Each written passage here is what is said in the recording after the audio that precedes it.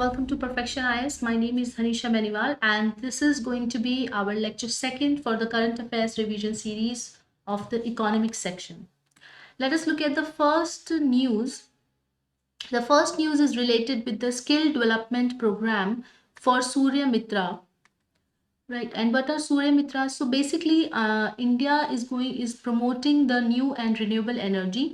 तो इंडिया जो है सोलर एनर्जी को प्रमोट कर रहा है और उसी के लिए जो ग्रास रूट लेवल पे वर्क करते हैं लोग उनको सूर्य मित्रास कहा जाता है। उन्हीं सूर्य मित्रा के लिए स्किल डेवलपमेंट जो है प्रोग्राम अनाउंस किया गया है। Clear? So ministry of renew and renewable energy के थ्रू अंडर जो है ये प्रोग्राम आता है और बेसिकली इस प्रोग्राम का पर्पस होता है कि 18 साल से बड़ी उम्र के जो यंगस्टर्स हैं, जो यूथ है, उनको बेसिकली सोलर पीवी टेक्निक्स और project installation, operation and maintenance की कैटेगरी में ट्रेनिंग दी जाती है। Right, and all this is related with the solar project, solar power. Clear? 2015 से ही ये जो प्रोग्राम है इसको national institute of solar energy implement कर रहा है। प्रोग्राम के हिसाब से जो इम्पैक्ट असेसमेंट स्टडी की गई थी सूर्य मित्रा ट्रेनिंग प्रोग्राम में, उसमें 90% से भी ज़्यादा जो ट्रेनीज हैं उन्होंने इम्प्रूवमेंट दिखाई है अपनी technical knowledge, performance with respect to the study and also the chances of getting jobs. Clear? So इसका मतलब कि बेसिकली जो प्रोग्राम है related with the skill and training, related with skill and training, वो क्या है? एक it's a sort of a improvement. Clear? It that means it has performed well. चूंकि ये प्रोग्राम जो है वो national institute of solar energy implement कर रहा है, तो हम national institute of solar energy के बारे में जान लेते हैं। Now this institute, it is basically an independent and a specialized institute जो कि ministry of new and renewable energy के अंदर आता है। इसके ऑब्जेक्टिव है ताकि रिसर्च एंड डेवलपमेंट करना, कैपेसिटी बिल्डिंग करना, सर्टिफिकेशन देना एंड टेस्टिंग करना किसकी? सोलर कंपोनेंट्स की। यानी कि अगर सोलर एनर्जी के विद रिस्पेक्ट टू में कोई भी टेक्नोलॉजी या फिर कोई भी इक्विपमेंट बनाया जाता है तो उसकी टेस्टिंग और उसका सर्टिफिकेशन का काम जो है वो नाइस का है, यानी कि national institute of solar energy का है। इसका जो हेडक्वार्टर है वो गुरुग्राम हरियाणा में लोकेटेड है। नेक्स्ट न्यूज के बारे में अगर हम बात करें तो जो नेक्स्ट न्यूज है वो है एनडीडीबी मृदा लिमिटेड। क्लियर? जो कि एस्टेब्लिश किया जाएगा by union minister of fisheries, animal husbandry and dairy. So ये जो एनडीडीबी मृदा लिमिटेड की हम बात कर रहे हैं ये एक्चुअली में है क्या? सो बेसिकली एक लिमिटेड कंपनी जो बनाई जाएगी which is going to be a wholly owned subsidiary of the NDDB which is national dairy development board. तो नेशनल डेयरी डेवलपमेंट बोर्ड के अंतर्गत ये एक लिमिटेड कंपनी बनाई जाएगी अंडर द 2013 कंपनीज एक्ट, यानी कि कंपनीज एक्ट के प्रोविजन के हिसाब से इस कंपनी को जो है बनाया जाएगा। बेसिकली अपने आप में पहली ऐसी कंपनी होगी जिसका काम है मैन्योर मैनेजमेंट करना, यानी कि जो डंग है उसका इफिशिएंट यूटिलाइजेशन करना। अगर हम एनडीडीबी की बात करें, राइट, तो एनडीडीबी क्या है? हमारी कंट्री में डेयरी प्रोडक्ट्स के डेवलपमेंट और डेयरी प्रोडक्ट्स को प्रमोट करने का काम एनडीडीबी के पास है। मृदा से रिलेटेड अगर हम बात करें तो वो मेन्योर से रिलेट करता है, तो एनडीडीबी मेन्योर बनाएगा। यानी कि कहने का मतलब है कि जो भी डंग वहाँ पे प्रोड्यूस होता है एनडीडीबी के डेयरीज में, उन सभी को इफिशिएंटली यूटिलाइज करके मेन्योर मैनेजमेंट वैल्यू चेन में डाल दिया जाएगा। सो ये पहली ऐसी कंपनी है जिसका सोल फोकस होगा डंग के एफिशिएंट यूटिलाइजेशन पे। इसको 2013 कंपनीज एक्ट के अंदर बनाया गया था, लेकिन जब इसको बनाया गया था इसको एक अनलिस्टेड पब्लिक कंपनी के तौर पे बनाया गया था, यानी कि unlisted public limited company. Unlisted का मतलब होता है कि ये स्टॉक एक्सचेंज में लिस्टेड नहीं है। क्लियर? कंपनी बेसिकली कंडक्ट करेगी रिसर्च एंड डेवलपमेंट ताकि अफोर्डेबल सॉल्यूशंस बनाए जा सके, किसके लिए? इफेक्टिव डंग कंट्रोल के लिए। फाइन।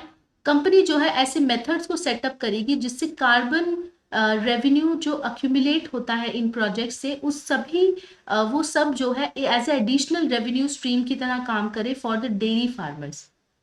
अब इस चीज का यहाँ पे क्या मतलब हुआ? देखिए जब हम एग्रीकल्चर करते हैं तो एग्रीकल्चर में बहुत सारे इनपुट्स लगते हैं, उन सभी इनपुट्स के थ्रू कार्बन डाइऑक्साइड क्या है जनरेट होती है।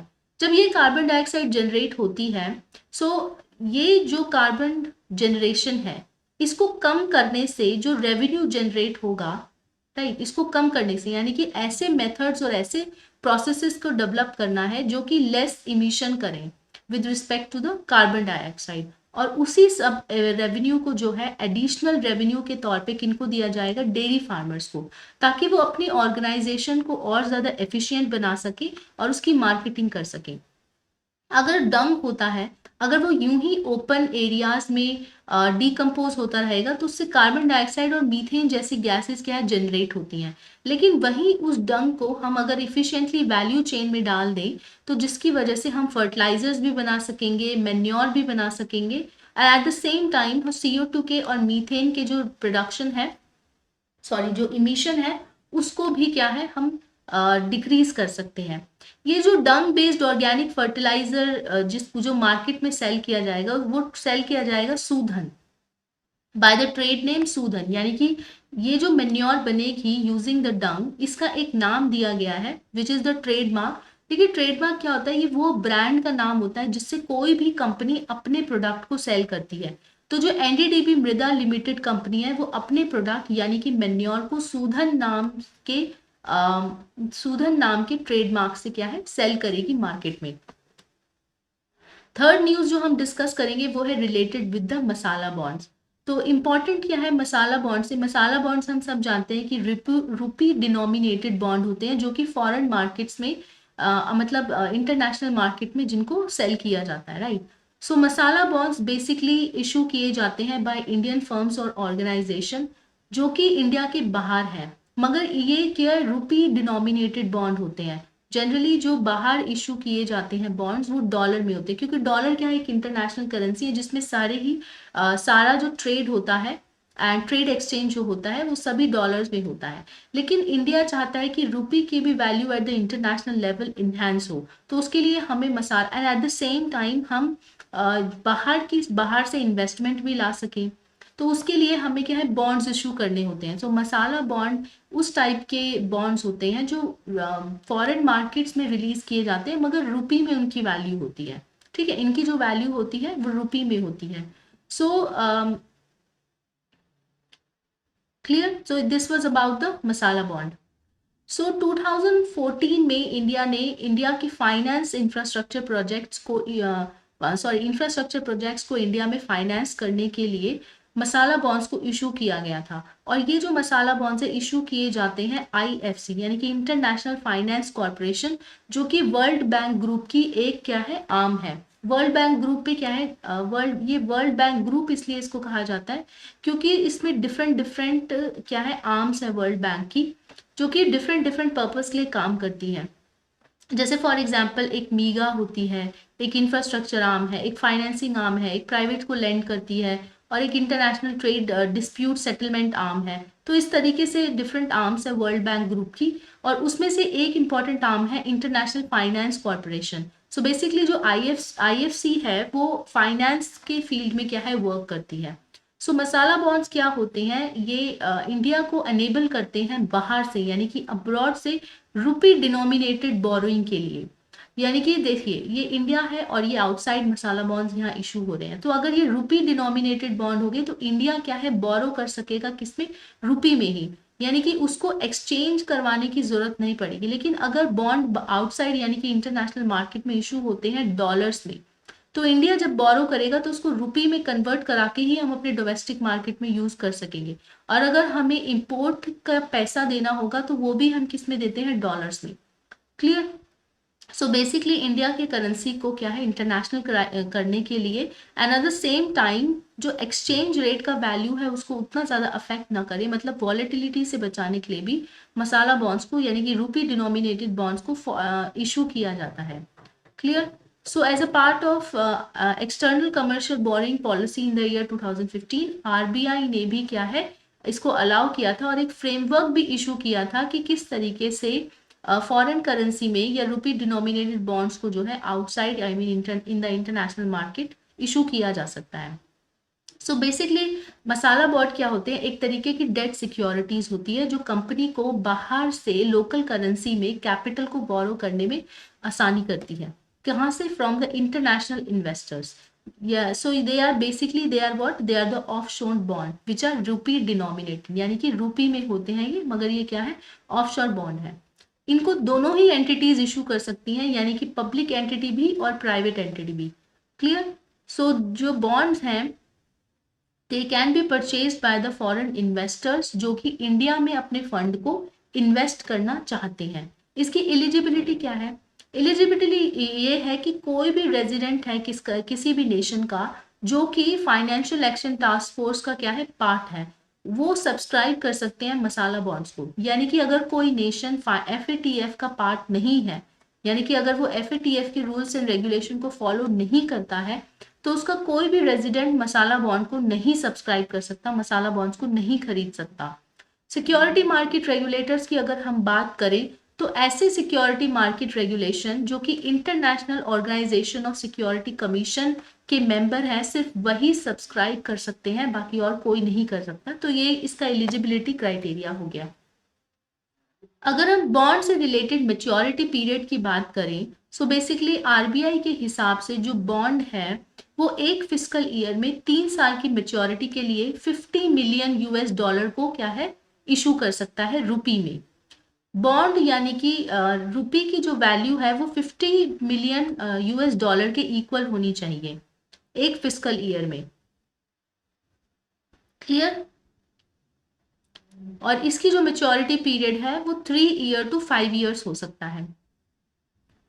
बॉन्ड जो है कन्वर्ट किए जा सकते हैं on the date of the transaction for the bonds issue and interest service are settled. तो जिस दिन इन बॉन्ड के जो ट्रांजैक्शन है इशू होंगे और इंटरेस्ट सर्विसेज सेटल हो जाएंगी, उस दिन क्या है?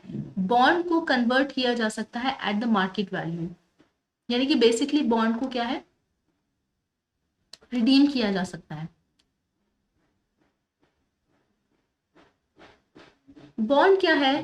क्योंकि ये रुपी डिनोमिनेटेड बॉन्ड है तो इसकी वजह से करेंसी मूवमेंट पे क्या है? कोई उतना ज्यादा इफेक्ट नहीं होगा। सो एज अ रिजल्ट क्या होता है? जो इन्वेस्टर्स होते हैं लॉस थोड़ा सा सफर करते हैं अगर रुपी क्या है? डिक्लाइन करता है। अगर रुपी इंटरनेशनल मार्केट पे डिप्रिसिएट करता है तो इन्वेस्टर्स को नुकसान उठाना पड़ता है, क्योंकि अल्टीमेटली क्या है? रुपी डिनोमिनेटेड बॉन्ड है। Now let us talk about the court ruling on IBC. Clear? IBC यानी कि इंसॉल्वेंसी एंड बैंकरप्सी कोर्ट, इसके विद रिस्पेक्ट टू कोर्ट ने कुछ रूलिंग दी है, उसको हम समझ लेते हैं। जो NCLT है यानी कि नेशनल कंपनी लॉ ट्राइब्यूनल है, अगर कोई भी financial creditor, if any financial creditor default करता है अपनी रीपेमेंट में, क्लियर, तो उसकी जो एप्लीकेशन है उसको NCLT क्या है? एक्सेप्ट नहीं करेगा। क्लियर? कहने का मतलब है कि जो NCLT है, अगर कोई भी कंपनी का केस होता है, डिफॉल्ट करता है, तो इस कंपनी लॉ ट्राइब्यूनल में वो जाता है। लेकिन प्रॉब्लम यह है कि अगर कोई भी फाइनेंशियल क्रेडिटर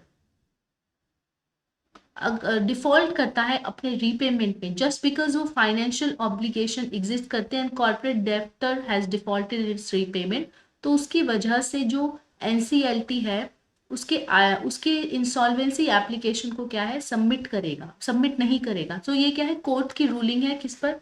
IBC पे। सो अब तक क्या होता था कि जो फाइनेंशियल क्रेडिटर होते थे उनको एविडेंस प्रेजेंट करना होता था कॉर्पोरेट डेटर के डिफॉल्ट पर, ताकि लीगल एक्शन लिया जा सके अंडर द IBC। ठीक है, अंडर द RBC। सो एक होता है, जैसे हम समझ लेते हैं कि क्रेडिटर क्या होता है और डेटर क्या होता है। ठीक है, सो क्रेडिटर मतलब बेसिकली जो पैसा इन्वेस्ट कर रहा है, और डेप्टर मतलब क्या होता है? देखो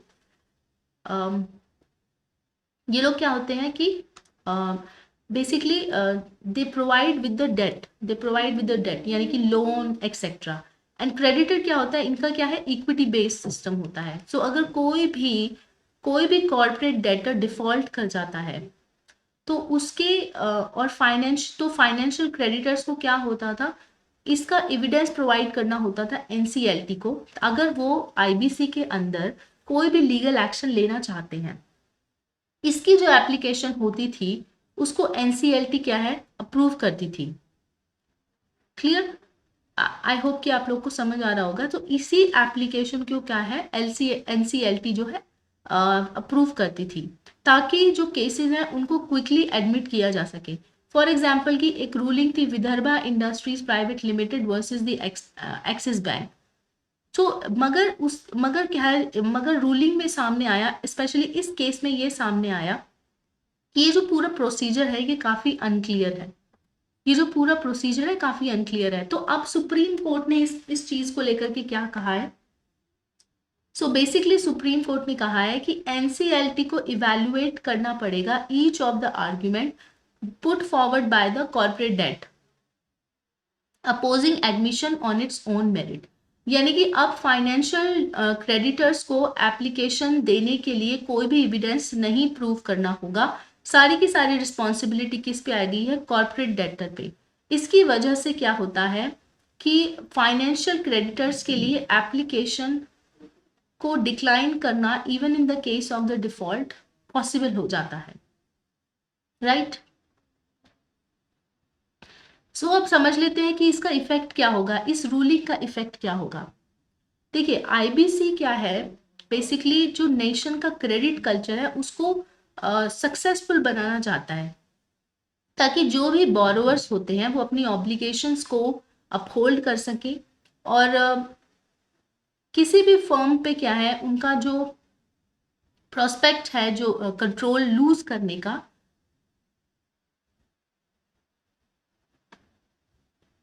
क्लियर? सो बेसिकली जो आईबीसी का मेन फंक्शन है वो है अपनी ताकि बोरोवर्स जो है अपनी ऑब्लिगेशंस को क्या है, अपहोल्ड कर सके, एंड ऑल्सो जो डिफॉल्ट के केसेस है उनको डेटर किया जा सके, और इफेक्टिवली डिसऑनेस्ट बोरोवर को क्या है, डिसुएड किया जा सके। Now let us talk about the yield inversion, soft landing and reverse currency Wars.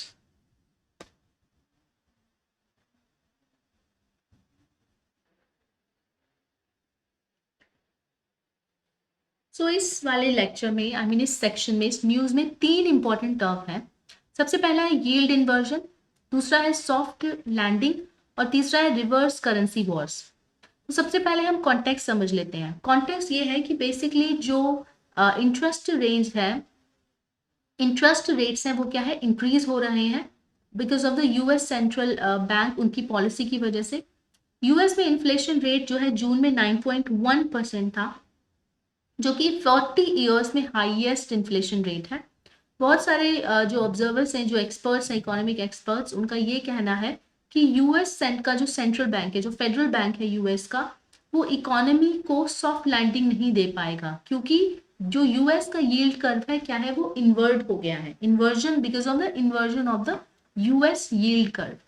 तो बेसिकली यील्ड कर्व होता क्या है, एक ग्राफिकल रिप्रेजेंटेशन होता है जो बॉन्ड के rate over a period of time at that of a equal credit, जो बेसिकली बॉन्ड के जो रेट के अकॉर्डिंग जो उसका यील्ड मिलना होता है over a period of time, उसको रिप्रेजेंट करता है। क्लियर? नॉर्मल सर्कमस्टांसिस में जो स्लोप होता है वो अपवर्ड स्लोपिंग होता है। नॉर्मल सर्कमस्टांसिस के बारे में अगर हम बात करें तो अपवर्ड स्लोपिंग होता है, राइट? यानी कि अगर हम दूसरे शब्दों में इसको कहें तो अगर लार्जर यील्ड्स ऑब्टेन होती हैं by lending money for a longer period of time, यानी कि उन बॉन्ड्स का जिनका लॉन्गर मेच्योरिटी पीरियड होता है उन पर लार्जर यील्ड्स हमको अवेलेबल होती है।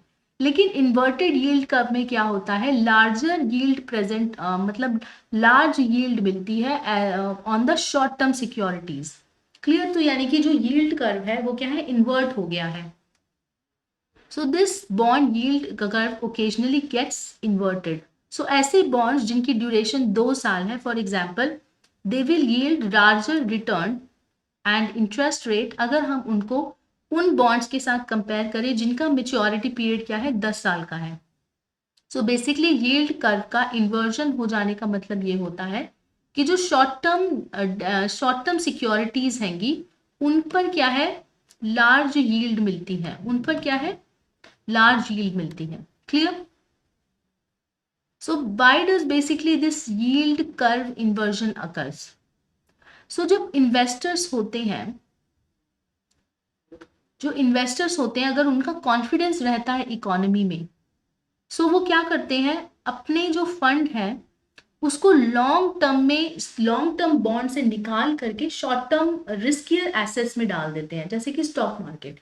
सो बेसिकली कहने का मतलब है, अगर इन्वेस्टर्स को लगता है कि शॉर्ट टर्म के बॉन्ड से या फिर शॉर्ट टर्म के रिस्क लेने से उनको ज्यादा यील्ड मिलेगी, तो वो अपने लॉन्ग टर्म के बॉन्ड से मनी रिडीम करके वो शॉर्ट टर्म एसेट्स में क्या है, डाल देते हैं, जिसकी वजह से जो लॉन्ग टर्म के बॉन्ड की प्राइजेस होती हैं वो डिक्लाइन हो जाती है, यानी कि जो उनकी यील्ड होगी वो डिक्लाइन हो जाएगी।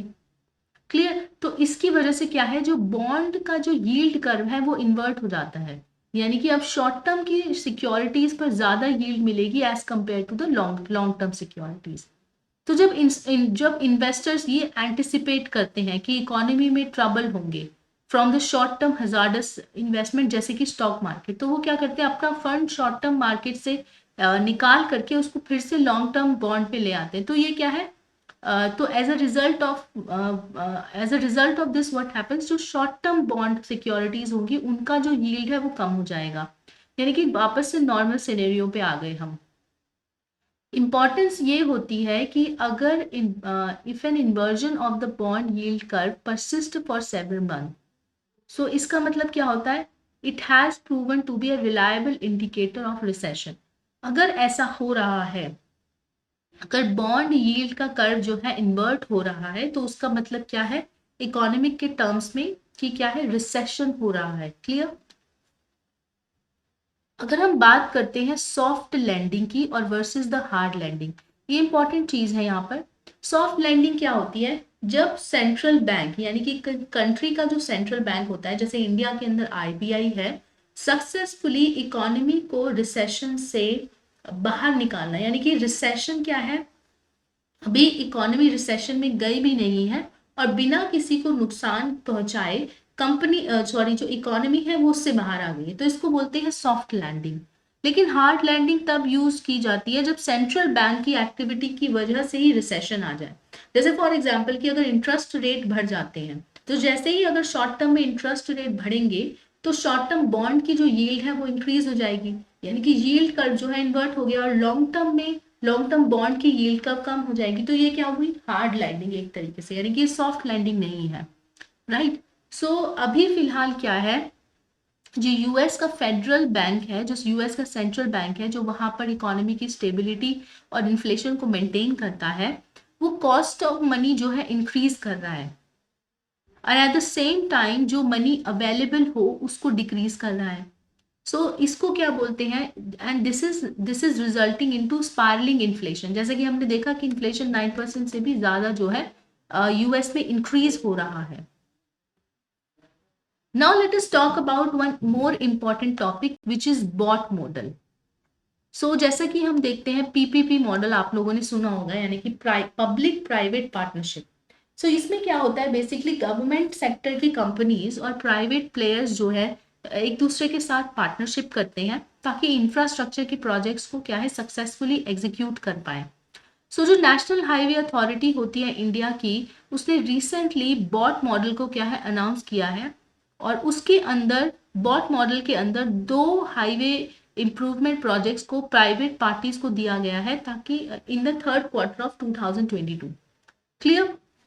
सो इसी कॉन्टेक्स्ट में क्या है, बॉट मॉडल न्यूज में आया। तो बॉट मॉडल को अगर हम डिस्कस करें तो पहला है बिल्ड, फिर है ऑपरेट, और फिर उसके बाद ट्रांसफर। अब ट्रांसफर किसको करना है, ट्रांसफर करना है गवर्नमेंट को, यानी कि प्राइवेट एंटिटी बनाएगी, कुछ टाइम के लिए ऑपरेट करेगी और फिर उसके बाद उसको ट्रांसफर कर देगी किसको, गवर्नमेंट को। सो बेसिकली एक टाइप का क्या है, फाइनेंसिंग प्रोजेक्ट्स हैं उन इंफ्रास्ट्रक्चर प्रोजेक्ट के लिए जो कि जिनमें बहुत ज्यादा टेक्निकल नो हाउ की जरूरत पड़ती है। सो बॉट मॉडल में क्या होता है कि कोई कंपनी होती है which is a typically a government company, उसको कंसेशन दिया जाता है ताकि वो फंड कर सके, कंस्ट्रक्ट कर सके और कोई एक प्रोजेक्ट को क्या है रन कर सके। और अपनी इन्वेस्टमेंट को रिकवर करने के लिए एंड इसकी जो ओनरशिप है वो गवर्नमेंट को दे दी जाती है। क्लियर?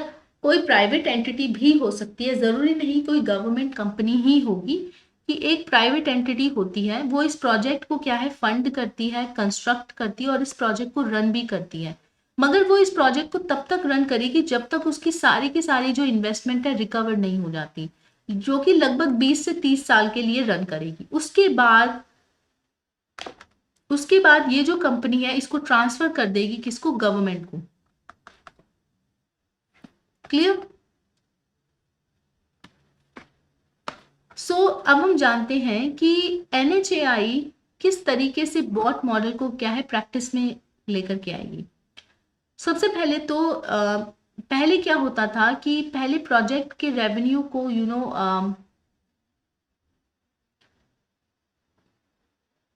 हर 10 साल में क्या है गवर्नमेंट क्या करती थी, 5 सालों के लिए कंसेशन का पीरियड दिया करती थी। ठीक है, 5 सालों के लिए क्या करती थी गवर्नमेंट? कंसेशन पीरियड दिया करती थी, जिसमें जो कंपनी जो है उसकी गारंटिंग अर्निंग हुआ कर जाती थी। लेकिन अभी बॉट मॉडल में क्या होगा, प्राइवेट कंपनी जो है वो बनाएगी और उसके बाद कुछ टाइम के लिए ऑपरेट करेगी और फिर उसके बाद गवर्नमेंट को ट्रांसफर कर देगी। कुछ और भी पीपीपी के मॉडल्स हैं जो कि काम करते हैं, जैसे कि ईपीसी मॉडल है जो कि गवर्नमेंट के लिए उन प्रोजेक्ट के लिए ज़्यादातर बेहतर साबित होता है जिसमें बहुत सारा टेक्निकल नो हाउ जो है ज़रूरी होता है। तो इस एपीसी मॉडल का क्या मतलब होता है? इट मीन्स कि इंजीनियरिंग, प्रोक्योरमेंट एंड कंस्ट्रक्शन। इस अरेंजमेंट में गवर्नमेंट सारे के सारे एक्सपेंसेस उठाती है, और फिर क्या होता है, लेकिन इंडिपेंडेंट प्लेयर्स से इंजीनियरिंग एक्सपर्टीज मांगती है। यानी कि जो गवर्नमेंट है वो सिर्फ और सिर्फ प्राइवेट कंपनी से उसकी इंजीनियरिंग एक्सपर्टीज लेती है, बाकी मटेरियल, रॉ मटेरियल्स के लिए और बिल्डिंग एक्सपेंडिचर्स के लिए और बाकी सभी चीज़ों के लिए जो भी एक्सपेंसेस लगते हैं, जो भी इन्वेस्टमेंट लगेगी, वो सब क्या करते हैं, वो सब की सब क्या है गवर्नमेंट देती है। प्राइवेट सेक्टर का जो इन्वॉल्वमेंट है इस वाले मॉडल में मिनिमल रखा जाता है और उनकी जो सप्लाई है उसको सिर्फ और सिर्फ इंजीनियरिंग नॉलेज तक ही रिस्ट्रिक्ट कर दिया जाता है। लेकिन इस मॉडल से सबसे बड़ा जो एक ड्रॉबैक था गवर्नमेंट के लिए वो था इंक्रीज्ड एक्सपेंसेस। यानी कि इसमें आपको शेयरिंग तो हो नहीं रही है इन्वेस्टमेंट की और एक्सपेंसेस की, सारे के सारा जो इन्वेस्टमेंट है वो गवर्नमेंट ही कर रही है, मगर प्राइवेट प्लेयर्स को भी पैसे देने पड़ रहे हैं क्योंकि उनसे क्या है हम लोग इंजीनियरिंग नॉलेज ले रहे हैं। सो गवर्नमेंट के फाइनेंशियल लोड को बढ़ाता था ये वाला मॉडल। फिर एक और मॉडल हम डिस्कस कर लेते हैं जो है HAM, जिसको बोलते हैं हाइब्रिड एन्यूटी मॉडल। बेसिकली ये जो हाइब्रिड एन्यूटी मॉडल है बॉट मॉडल और ईपीसी मॉडल का कॉम्बिनेशन है। इसमें क्या होता है, जो प्राइवेट डेवलपर होता है वो 40% ऑफ द कॉस्ट को खुद लगाता है। क्लियर? जो 40% ऑफ द प्रोजेक्ट कॉस्ट है वो प्राइवेट डेवलपर खुद ही अरेंज करता है। गवर्नमेंट जो होती है 40% का कंस्ट्रक्शन, जो कंस्ट्रक्शन सपोर्ट है प्रोजेक्ट के लिए वो प्रोवाइड करती है। क्लियर? सो इस तरीके से क्या है ये HAM मॉडल क्या है ऑपरेट करता है। Now let us talk about the external commercial borrowings. So as a part of a package of measures to stop the rupee decline, जैसा कि हमने समझा पिछले कुछ टाइम में जो क्रूड ऑयल के जो प्राइसेस हैं वो रेज हो गए एंड उसके बहुत सारे रीजंस रहे एंड रुपी उस कॉन्टेक्स्ट में क्या है रुपी डिक्लाइन होना शुरू हुआ, जिसके भी बहुत सारे रीजंस हैं। सबसे पहला तो ये है क्रूड ऑयल के प्राइस बढ़ जाना, दूसरा रशिया यूक्रेन वॉर की वजह से भी सैंक्शंस लग गए हैं तो काफ़ी सारे इंडिया को नुकसान भी उठाना पड़ा, उसकी वजह से रुपी का हमने डिक्लाइन देखा। यानी कि बेसिकली हमने इंटरनेशनल मार्केट में रुपी के एक्सचेंज रेट में डिप्रिसिएशन देखा। रिजर्व बैंक ऑफ इंडिया ने इसी कॉन्टेक्स्ट में एक्सटर्नल कमर्शियल बोरिंग्स के लिए कुछ रिलैक्सेशंस किए हैं। क्लियर? तो उस कॉन्टेक्स्ट में हम समझ लेते हैं कि एक्सटर्नल कमर्शियल बोरिंग्स क्या होती हैं। बेसिकली बैलेंस ऑफ पेमेंट का जो कैपिटल अकाउंट होता है, क्लियर, बैलेंस ऑफ पेमेंट का जो कैपिटल अकाउंट होता है उसका वन ऑफ द कंपोनेंट्स होता है एक्सटर्नल कमर्शियल बोरिंग्स। दूसरे हैं जैसे FDI हो गया, एंड FAII होता है। फिर उसके बाद जो NRIs होते हैं उनके जो डिपॉजिट्स होते हैं बैंक में, वो एक कंपोनेंट हो गया। क्लियर? सो ECBs जो होते हैं वो किसी भी फॉर्म के हो सकते हैं। They can be loans, they can be foreign currency convertible bonds, they can be currency exchangeable bonds, buyers की क्रेडिट, सप्लायर्स क्रेडिट, कोई भी फॉर्म का जो है, किसी भी फॉर्म में ECB यानी कि एक्सटर्नल कमर्शियल बोरिंग्स जो है हो सकते हैं। So basically, they are business loans that qualify the resident entities to obtain from a recognized non-resident entities outside of India. यानी कि एक्सटर्नल कमर्शियल बोरिंग्स यानी कि लोन वगैरह जो है वो उन्हीं से ले सकते हैं इंडिया के बाहर जिनको रिकॉग्नाइज किया गया है, right. They may be issued automatically in case in case the cases they are reviewed by the authorized category dealer, or they can be voluntary in case the borrowers they submit their request to the RBI through the authorized dealers. So basically external commercial borrowings के लिए आपको RBI को क्या है, एक request भेजनी होती है via the authorise dealers, and if the permission is given, so क्या है, कंपनी क्या है बाहर से लोन ले सकती है। सो जो बोरोवर्स होते हैं उनको कुछ रूल्स फॉलो करने होते हैं, including the minimum maturities, maximum all in cost and uses etcetera, यानी कि बहुत सारे प्रोविजंस होते हैं when it comes to the external commercial borrowings. अगर हम पॉजिटिव्स की बात करें तो जो बोरोर्स होते हैं उनको एक अच्छा चांस मिलता है एक सिग्निफिकेंट अमाउंट बोरो करने का अपने अपने प्रोसेसेस और अपने बिजनेस वेंचर्स के लिए। फंड्स एक्सेसिबल मिल जाते हैं और लेस एक्सपेंसिव होते हैं as compare to the domestic funds. So as a result company क्या है, फॉरेन से मनी को फॉरेन से मनी लेना ज़्यादा प्रेफर करती हैं अपनी इंपोर्ट ऑफ मशीनरी और बहुत सारी चीज़ों के लिए। सो RBI ने काफ़ी रिलैक्सेशंस ऑफर किए थे इस कॉन्टेक्स्ट में। सो पहले के कंपैरिजन में अगर हम देखें तो RBI ने दिसंबर 2022 में जो सर्कुलेशन जारी किया था उसमें एक्सटर्नल कमर्शियल बोरोइंग्स की जो अमाउंट है उसको $750 मिलियन से बढ़ा करके 1.5 बिलियन US डॉलर क्या है कर दी गई थी। Now let us talk about the India Stack Knowledge Exchange Program. Now what is this India Stack Knowledge Exchange Program? So Ministry of Electronics and Information Technology ने इसको organize किया था India Stack Knowledge Program as a part of the Digital India Week. So basically एक ambitious initiative है मेटी का, ताकि एक unified software platform बनाया जा सके जो कि इंडिया की पॉपुलेशन को ऑनलाइन ला सकता है। इसका गोल क्या है, इसका गोल क्या है, बेसिकली ग्राउंड ब्रेकिंग प्रोजेक्ट्स को इम्प्लीमेंट करवाना और उनमें और प्रोजेक्ट के इम्प्लीमेंटेशन के दौरान जो भी ऑब्स्टेकल्स एनकाउंटर होते हैं उन सभी को डील करना। इसका इंटेंशन ये था कि इंडिया स्टैक प्रोडक्ट्स और सोल्यूशन जो है सारी कम्युनिटी को अवेलेबल कराना और कम्युनिटी को इनवाइट करना, ताकि वो किसी भी कंट्री को इनवाइट करना ताकि वो अपने पर्पस के लिए इनको अडॉप्ट कर सके और मॉडिफाई कर सके। So basically grass root level पे क्या करना है, ग्राउंड ब्रेकिंग प्रोजेक्ट्स को इम्प्लीमेंट करना है और सॉल्यूशंस फाइंड करने हैं ग्रास रूट लेवल के डिफिकल्टीज और ऑब्स्टेकल से रिलेटेड। क्लियर? अब इसका सिग्निफिकेंस समझ लेते हैं। सिग्निफिकेंस क्या है, जो भी कोई इनोवेटिव आइडियाज होता है उसको प्रैक्टिस में लेकर के आना is one of the important things.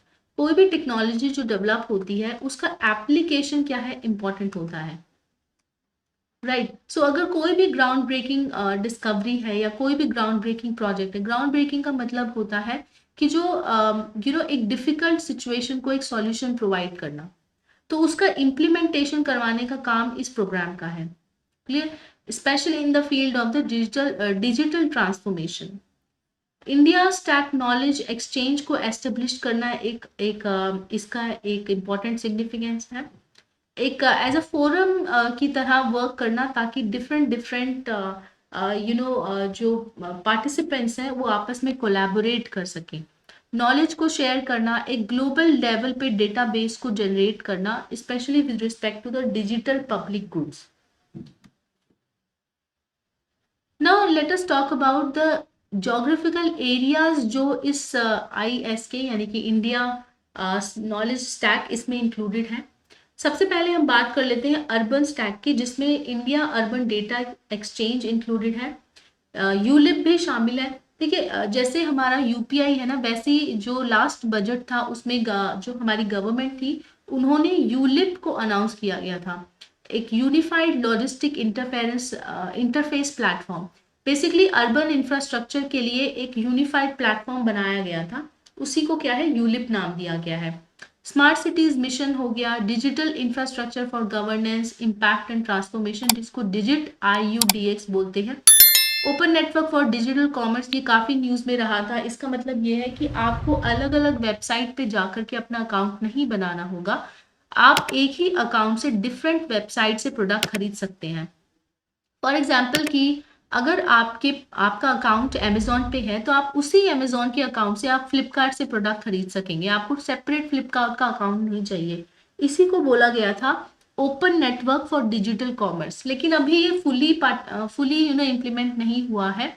Government marketplace, technology stack for electronic commerce, ये सभी क्या है इंक्लूडेड है इस नॉलेज स्टैक प्रोग्राम में।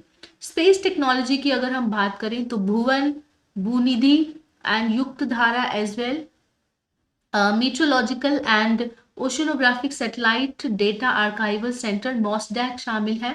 Then visualisation of earth observation data and archival system, ये भी इंक्लूडेड है। And NavIC which is navigation with Indian constellation satellite. So ये सभी के सभी क्या है इंक्लूडेड है ISKE में।